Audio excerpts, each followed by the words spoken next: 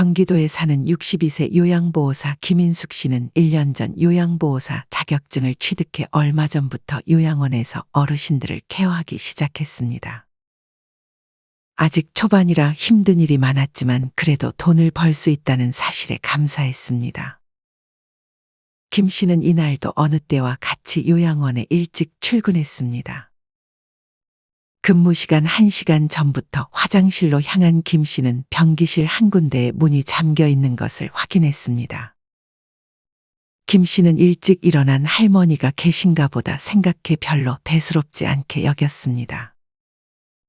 첫 일과 시작 전 다시 한번 화장실로 향한 김 씨는 아까 봤던 변기실 문이 여전히 닫혀 있음을 확인했습니다.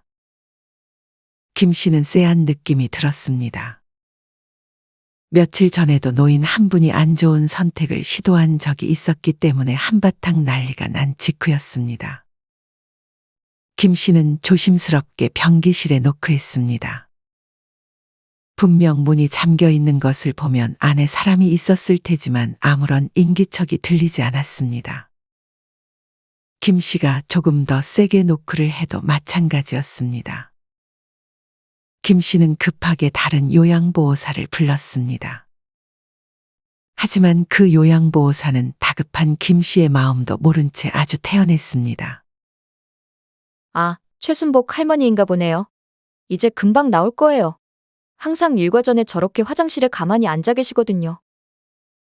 알고 보니 요양원에 머무는 할머니였는데 귀가 별로 안 좋아서 김 씨의 노크 소리를 듣지 못했던 것이었습니다. 김 씨의 걱정과는 달리 다른 요양보호사의 말대로 최 씨 할머니는 태연하게 화장실에서 나왔습니다. 김 씨는 놀란 마음을 진정시켰습니다. 김 씨는 그렇게 이날도 하루 종일 어르신들의 일과를 도왔습니다. 모든 일과가 끝나고 저녁까지 먹은 후에 어르신들의 활동 지원 및 취침 준비 시간이 다가왔습니다. 김 씨는 요양원에 있는 할아버지 할머니 분들에게 좀 더 다가가고 싶은 마음에 항상 이 시간만 되면 어르신 분들과 대화를 시도했습니다. 거주실들을 왔다 갔다 하며 어르신들을 케어하고 김 씨는 어느 한 거주실 안으로 들어갔습니다. 그중 할머니 한 분이 김 씨에게 말을 걸었습니다. 처음이라 열심히 하는 것 같은데 무작정 그렇게 다 베풀기만 한다고 좋은 건 아니야.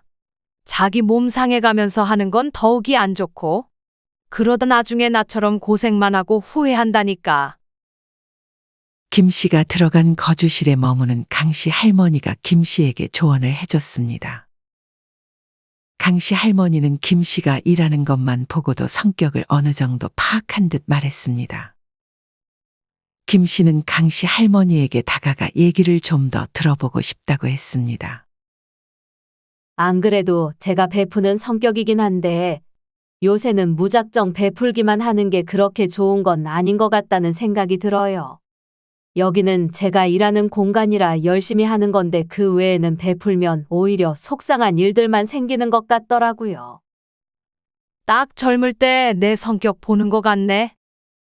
할머니, 그럼 나이 들었을 때 어떤 것을 조심해야 할까요? 생각해보자. 강 씨 할머니는 곰곰이 생각해 보더니 말을 이어갔습니다. 먼저 기본적으로 이제는 누구를 만나더라도 밥을 사주기만 하지는 않는 게 좋아. 딱 보니 지인들 만나면 먼저 계산하는 성격이지. 강 씨 할머니의 말에 김 씨는 뜨끔했습니다. 안 그래도 어제 저녁에 지인을 만났는데 그 지인을 만날 때마다 항상 지갑은 김 씨만 열었기 때문이었습니다. 물론 김 씨보다 2살 어린 동생이긴 했지만 나이가 더 많다는 이유만으로 매번 계산을 할 이유는 없다고 강 씨 할머니는 조언했습니다. 안 그래도 더치페이를 해야 저도 지인들을 오래 만날 수 있을 것 같은데 더치페이 하자는 얘기를 쉽게 꺼내기가 힘들어요. 요새 외식비도 비싼데 그걸 다 내고 있으면 어떡해? 나이 들면 의료비도 많이 나갈 텐데. 강 씨 할머니가 나이 들어 베풀지 말아야 할 첫 번째로 조언해 준 것은 무조건적인 밥값 계산이었습니다. 밥값 계산을 하는 것은 나이와는 상관없는 문제긴 하지만 젊은 사람들에게는 더치페이라는 문화가 그래도 잘 잡혀 있는 것 같습니다. 하지만 나이가 조금 있으신 분들은 더치페이를 하자는 제안을 쉽게 하지 못하는 것 같습니다. 만약 제대로 된 사고방식을 가진 분들이라면 밥을 2번 정도 얻어먹었으면 1번 정도는 자기가 먼저 나서서 계산을 할 것입니다. 하지만 댓글들을 보면 그렇지 않은 지인을 둔 분들도 많은 것 같습니다. 나는 10년 동안 밥을 사준 지인이 한 명이 있거든. 근데 그거 고마워할 것 같지? 나중에 더치페이 하자니까 얼마나 사줘봤다고 생색내냐고 말하더라. 받은 걸 잘 기억을 못하는 거지. 강 씨 할머니는 그렇게 과거를 회상했습니다. 돈 안 내는 사람은 평생 안 내면서 형편 어렵고 어쩌고 해도 자기 애들 교육시키고 여행 가고 할 건 다 하더라. 알고 보니 나랑 만나는 날에만 돈을 안 쓰는 거였지. 나중에 생각해보니까 그야말로 내가 사주니까 나를 만나는 거더라. 내가 돈 안 내면 날 굳이 만날 생각이 없었던 거지. 강 씨 할머니는 10년 동안 그 지인을 만나 쓴 돈이 1,000만 원은 될 거라며 차라리 그 돈으로 혼자 여행이나 몇 번 다녀볼 걸 하며 후회했습니다. 그 이후로 강 씨 할머니는 그 지인이랑 관계를 끊고 형편이 조금 어려웠던 다른 지인과 관계를 이어갔는데 이 지인은 어려운 집임에도 불구하고 강 씨 할머니가 뭘 해주면 하다못해 김치를 한 포기 담아서라도 강 씨에게 꼭 보답을 했다고 말해줬습니다. 하지만 나중에 알고 봤더니 신세지는 마음이 조금 부담스러웠던 것 같다고 말했습니다. 강 씨 할머니는 무작정 밥을 사주거나 필요한 것들을 자기 고집대로 해주면 오히려 상대가 갚아야 한다는 부담감을 느낄 수 있으니 웬만하면 상대가 받겠다고 하기 전까지는 베풀지 않는 것이 좋다고 말해줬습니다. 이러나 저러나 함부로 밥값을 계산하거나 반찬 같은 걸 가져다 주면서 베푸는 게 무조건 좋은 건 아닐 수도 있겠네요. 이 얘기를 듣고 있던 문 씨가 끼어들었습니다. 내 남편이 살아있을 적에 남편의 오래된 지인이 있었거든. 그 지인은 남편의 유일한 친구였어. 그 지인네는 외벌이에 애가 셋이고 경제 사정이 여의치는 않아서 처음 만났을 때부터 밥값은 거의 남편이 다 냈지. 10번 정도 밥 사면 그 지인네가 한두 번 커피 사는 정도의 관계였어. 그런데 그게 계속되니 당연히 남편이랑 우리 쪽에서 내는 분위기에 나중엔 잘 먹었다는 말도 없는 그런 상황이 돼버리더라. 남편이야 그 지인이랑 관계가 중요했는지 그냥 계속 자기가 내겠다고 말을 했는데 우리도 그렇게 넉넉한 형편이었던 것도 아니어서 나는 마음이 좀 그랬어. 나중에 생각해보니 그 지인은 남편이 대인관계가 좁다는 걸 알았던 거지. 막말로 우리의 지인이 자기네 밖에 없구나 하는 점을 이용했던 거지. 이후에는 사소한 걸로 싸워서 관계가 악화됐어. 형제간에도 누가 돈을 더 냈네 하며 쌈박질하는 판에 생판 남에게 언제까지 주기만 할 수 있겠어? 강 씨 할머니는 문 씨 할머니의 말에도 동조하면서 얻어만 먹는 싸가지는 만나지 말라고 말했습니다. 문 씨 할머니도 강 씨 할머니와 마찬가지로 그렇게 지인들에게 쓴 돈 모아서 남편이랑 여행이나 가볼 걸 하고 후회했습니다. 할머니들의 말을 들어보니 사줘도 고마운 줄 모르는 사람, 그리고 사줬을 때 갚아야 한다는 마음의 부담을 느끼는 사람들이 많은 것 같아서 김 씨도 이제는 무작정 퍼주기만 하면서 베풀지는 말아야겠다고 생각했습니다. 할머니들은 고마운 줄 모르는 사람들과는 천천히 관계를 정리하고 부담을 느끼는 사람들에게는 물질적인 것보다는 그냥 따뜻한 말 한마디나 안부를 해주는 것으로 충분하다고 말해줬습니다. 밥값도 쌓이면 만만치 않은 돈이라며 노후에 그 돈 잘 지켜서 자기 자신을 위해 쓰라는 말도 해줬습니다. 김 씨는 명심하겠다고 말하며 그 다음으로 조심해서 베풀어야 할 것에 대해 물었습니다. 그 다음은 문 씨 할머니가 무언가 생각이 난 듯 말을 꺼냈습니다. 내 이야기를 좀 해주면 자식들이 안쓰러워서 도와주는 거를 조심해야 돼. 예를 들면 손주를 돌봐준다거나 하면서 내 건강을 뒤로 미루는 것만큼 미련한 짓은 없어. 그렇게 도와주면 고마워하는 자식들도 당연히 있겠지만 우리 자식들은 자기들 사는 게 뭐 그리 바쁜지 연락해도 전화를 잘 받지도 않아. 문씨 할머니가 조심해서 베풀어야 할 것 두 번째로 고른 것은 자식들을 위해 내 시간을 쓰는 것이었습니다. 이 중 특히 손주를 대신 돌봐주는 것을 문씨 할머니는 후회했습니다. 미국 하버드대 보건대학원 연구팀에서 일주일에 9시간 이상 손자, 손녀를 돌보는 할머니 13,000여 명의 심장병 발생률을 조사한 결과 아이들을 돌보지 않은 할머니들보다 심장병 발병률이 55%나 높았다고 합니다. 이유는 육아에서 받았던 만성적인 스트레스가 원인이었습니다. 이 중에서 가장 안 좋은 것은 손주를 돌보느라 병원 가기를 미루거나 운동할 시간들을 뺏기고 취미 활동이나 사회생활까지 못하게 되는 점이 건강에 부정적으로 작용했을 수 있다고 합니다. 물론 이와는 반대로 손주들을 돌보면 좋은 점도 존재합니다. 연세대의 조사 결과에 따르면 일주일에 손주를 10시간 이상 돌볼 경우 인지기능 점수가 23.4점으로 그렇지 않은 경우보다 1점가량 더 높았다고 합니다. 아무래도 손주들에게 책을 읽어주거나 같이 놀면서 뇌가 자극을 받는 것이 그 이유일 것이라고 합니다. 하지만 황혼 육아를 맡게 되면 일주일에 10시간 이상 맡아주는 분들이 더 많습니다. 이 경우 손목, 허리, 무릎 등이 안 좋아지고 대부분 자식들은 일을 오전, 오후에 하기 때문에 자연스럽게 병원에 갈 시간을 놓치면서 건강이 악화되는 것입니다. 자식들은 계속 줘야만 좋아해. 내가 손주를 10년이나 돌봐줬는데도 심지어 그때까지 일을 조금씩 하며 번 돈도 딸을 위해 썼거든. 근데 지금 면회도 잘 안 오고 모르는 사람 대하듯 할 때가 많아. 내 몸은 종합병원인데도 몰라주는 자식들이 섭섭하지만 몰라서 그러겠지 하고 말을 안 하는 거지. 저희들도 다 나중에 알게 될 테니.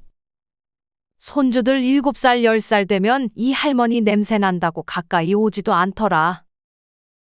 강씨 할머니도 문씨 할머니의 말에 공감하는 듯 말을 덧붙였습니다.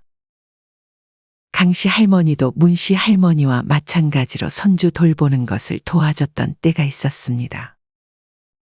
그때 아들 집과의 거리가 1시간 20분 거리였는데 주에 5일을 왕복하며 2살 배기 손녀를 하루 6시간 이상 돌봤습니다. 그때 강씨 할머니는 힘에 부쳐 입술도 부르트고 밤새 우는 손주 때문에 한숨도 못 자는 자식들을 보며 자기가 가지 않을 수가 없다고 말했습니다. 다니던 일도 그만두며 손주를 돌봐줬지만 예전 같지 않은 몸으로 어린 손주들을 키우다 보니 손목, 어깨, 허리가 고장나면서 점점 몸이 안 좋아져 스스로 요양원으로 들어가겠다고 한 강씨 할머니였습니다. 정신없이 손주들 돌보다 보면 종종 하면 안 돼. 하지마 같은 말투를 쓰는데 그렇게 말했다고 어찌나 며느리가 나를 혼내던지. 그럴 거면 자기가 보던지. 문씨 할머니는 강씨 할머니의 편을 들어줬습니다. 김씨도 그런 할머니들의 말을 들으며 내심 고민했습니다. 김씨의 딸도 얼마 전부터 김씨에게 손주 돌보는 것을 도와달라고 부탁했기 때문이었습니다. 김씨는 평일엔 요양보호사 일을 하고 일찍 끝나는 날이면 퇴근 후에 버스를 3번 갈아타 경기 의정부시의 딸네 집으로 가서 잠깐이라도 손주를 돌봐주는 생활을 반복하고 있었습니다. 김씨는 자기도 그런 상황이라고 말했고 할머니들은 도와주더라도 꼭 지켜야 할 것들이 있다고 말해줬습니다. 할머니들은 도와줄 거면 시간 날 때마다 도와주지 말고 하루에 1시간이면 1시간, 2시간이면 2시간만 딱 정해서 도와주겠다고 자식들에게 말하라고 했습니다. 그리고 시간이 남으면 그 시간은 자신을 위해 회복하는 시간을 꼭 가지라고 했습니다. 그리고 병원 가는 날에는 당당히 오늘은 손주를 돌봐주지 못할 것 같다고 거절할 줄도 알아야 한다고 했습니다. 손주가 예쁘니 힘든지 모르고 힘들어도 참고 딸아이 힘들까봐 집안일도 도와주고 있는데 조금 힘에 부치네요. 그것도 적당히 해야 돼. 절대 일도 지금처럼 너무 심하게 할 필요는 없어. 할머니들은 손주와 함께하는 시간도 중요하지만 제대로 된 휴식을 보장받는 것이 훨씬 중요하다며 이 말을 꼭 명심하라고 말해줬습니다. 김 씨는 감사의 인사를 전하며 다른 거주실로 향했습니다. 다른 거주실로 와서 다시 한번 어르신들을 케어한 김 씨는 이번엔 여기 거주실의 할머니들에게도 여쭙고 싶었습니다. 김 씨는 평소에 인자하고 성격이 좋았던 조 씨 할머니의 곁으로 다가갔습니다. 조 씨 할머니는 다가오는 김 씨를 약간 경계했습니다. 김 씨는 깍듯이 인사를 한 후에 옆 거주실에서 했던 얘기들을 꺼내며 자연스럽게 조 씨 할머니에게 말을 걸었습니다. 김 씨는 옆에 거주실 할머니들에게 물었던 것을 조 씨 할머니에게도 똑같이 물었습니다. 김 씨가 자기 딸 같았는지 조 씨 할머니는 김 씨의 감정에 이입해 고민해 주기 시작했습니다. 조심해서 베풀어야 할 거라. 함부로 조언하기는 좀 그렇지만 내 경험담에 대해서 말해주자면 형제, 자매들한테 금전적으로 도와주는 건 피하는 게 좋아. 조 씨 할머니가 나이 들어 조심해서 베풀어야 할 것으로 고른 세 번째는 형제 자매들에 대한 금전적인 지원이었습니다. 조 씨 할머니는 결혼을 안 해 자식은 없었고 형제들이 많았다고 하며 말을 이어갔습니다. 조 씨 할머니는 맏딸이었지만 남자 형제들은 물론 여자 동생들까지 공부시키고 결혼시키는 일까지 다 도와줬습니다. 조 씨는 이후 아버지가 오래 바람을 펴 가정을 나몰라라 하자 아버지의 빈자리를 채우기 위해 노력했습니다. 조 씨 할머니의 형제 중 막내 동생만이 잘 살았고 조 씨와 마찬가지로 나머지 형제들은 순탄치 못하게 살았습니다. 그중 조 씨의 셋째 동생은 순수했지만 좀 철이 없었습니다. 클 때나 결혼 후에도 가출을 잘했습니다. 그러다 조 씨의 셋째 동생이 돈 관리를 잘못해 빚을 크게 졌습니다. 조 씨의 셋째 동생은 항상 답답하면 조 씨의 어머니에게 도움을 청했는데 하루가 멀다 하게 막내 남동생한테 말해서 자기 빚을 갚아달라고 떼를 쓰거나 조 씨의 유일한 재산이었던 집을 팔아서 자기 빚을 갚아달라고 떼를 썼습니다.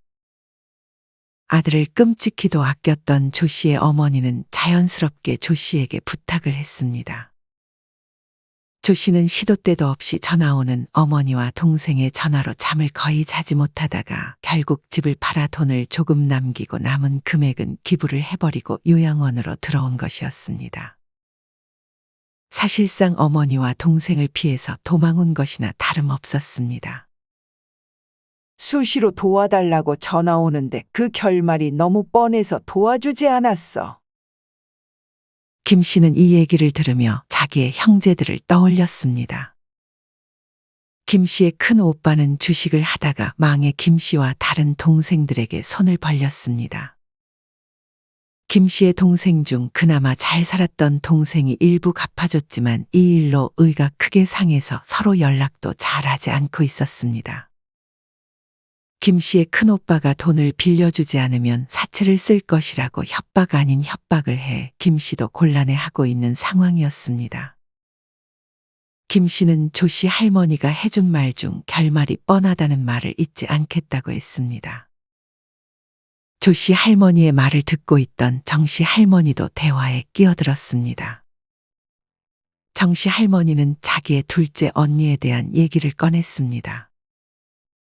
정 씨 할머니의 둘째 언니는 씀씀이도 크고 자기 자신만 생각하는 사람인 듯 했습니다.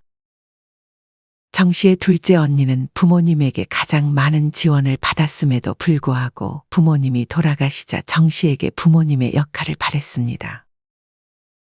정 씨는 차라리 부로 이웃 돕기를 할지언정 싸가지 없는 언니에게 도와주기는 싫다며 동생이 뼈 빠지게 일한 돈 가져가고 싶냐고 시원하게 말을 해주고 언니와의 연을 끊었다고 했습니다. 형제라도 싸납게 보이면 아무리 동생이라도 함부로 못해. 앞으로 성질 있게 살아. 정 씨 할머니는 착해 보이는 김 씨에게 성질도 부릴 줄 알아야 한다고 조언했습니다. 정씨 할머니는 부모도 자식도 남편에게도 헌신하지 말고 우리는 우리의 인생을 위해 태어났으니 그렇게 살다가야 후회가 없다는 것을 이제서야 겨우 깨달았다고 답했습니다. 할머니들이 직접 겪은 얘기들을 들으며 김 씨는 많은 생각이 들었습니다. 안 그래도 큰오빠에게 마음이 약해지려고 했던 김 씨는 다시 한번 마음을 다잡았습니다. 김 씨는 그렇게 거주시를 나와 복도를 서성이는 최 씨 할아버지와 마주쳤습니다. 최 씨 할아버지는 젊은 시절 사업을 크게 했던 사람이었습니다. 물론 시간이 지나면서 실패를 하긴 했지만 그래도 과거에는 회장님 소리를 들을 정도로 성공했습니다. 할아버지는 걷다가 힘들었는지 복도에 있는 의자에 잠깐 앉았습니다. 김 씨는 그런 최 씨 할아버지의 곁으로 다가갔습니다. 김 씨는 할아버지의 곁으로 가 인사를 했습니다. 최 씨 할아버지는 요양원에 다닌 지 얼마 안 된 김 씨를 조금 낯설어 했습니다. 원래 여기서 일을 했던가요? 여기 다닌 지 얼마 안 됐어요. 그래요? 저희 같은 노인네들 잘 보살펴 주셔서 감사합니다.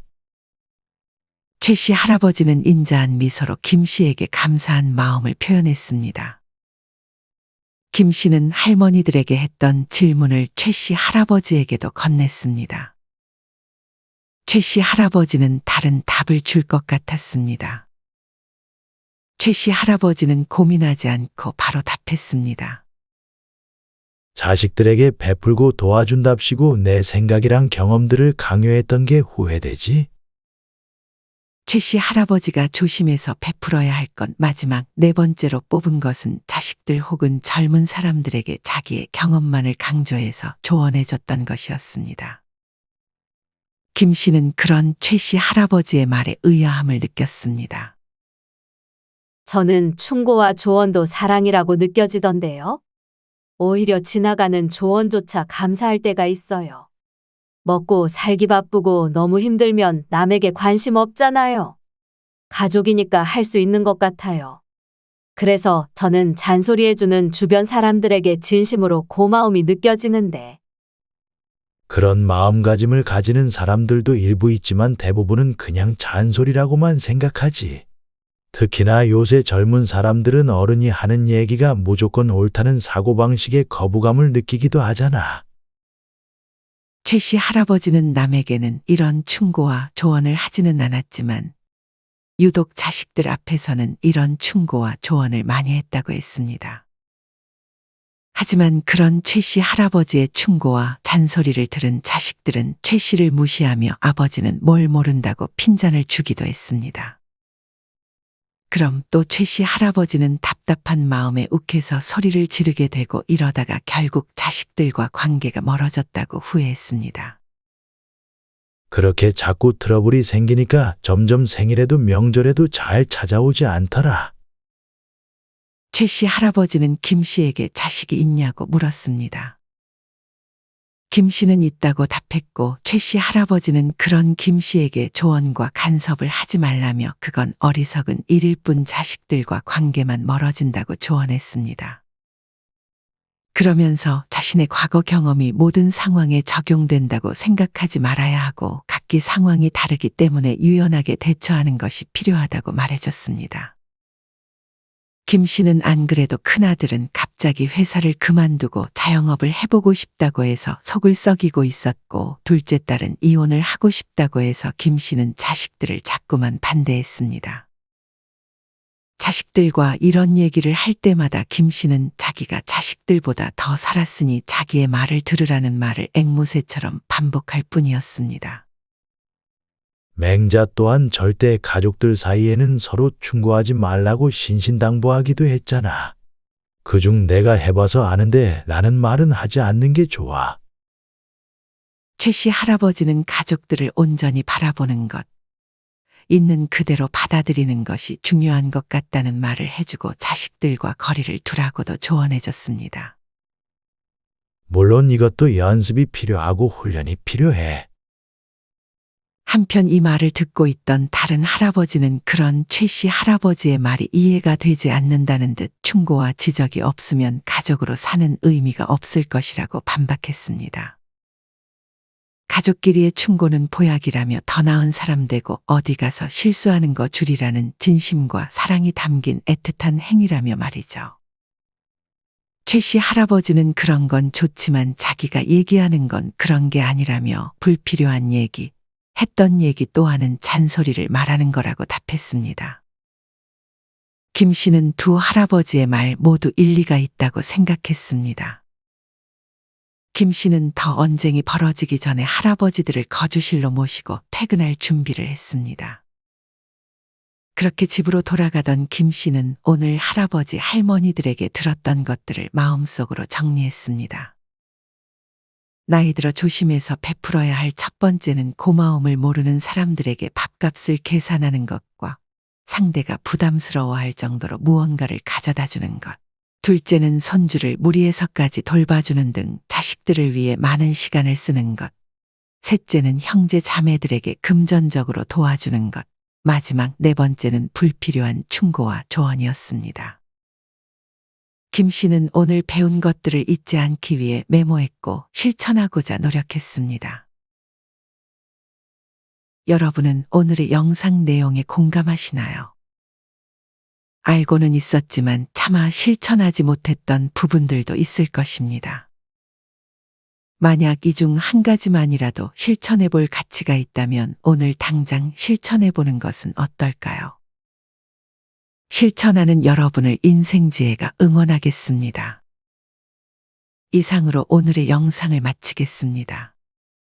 우리 모든 구독자분들의 행복한 여생을 응원합니다.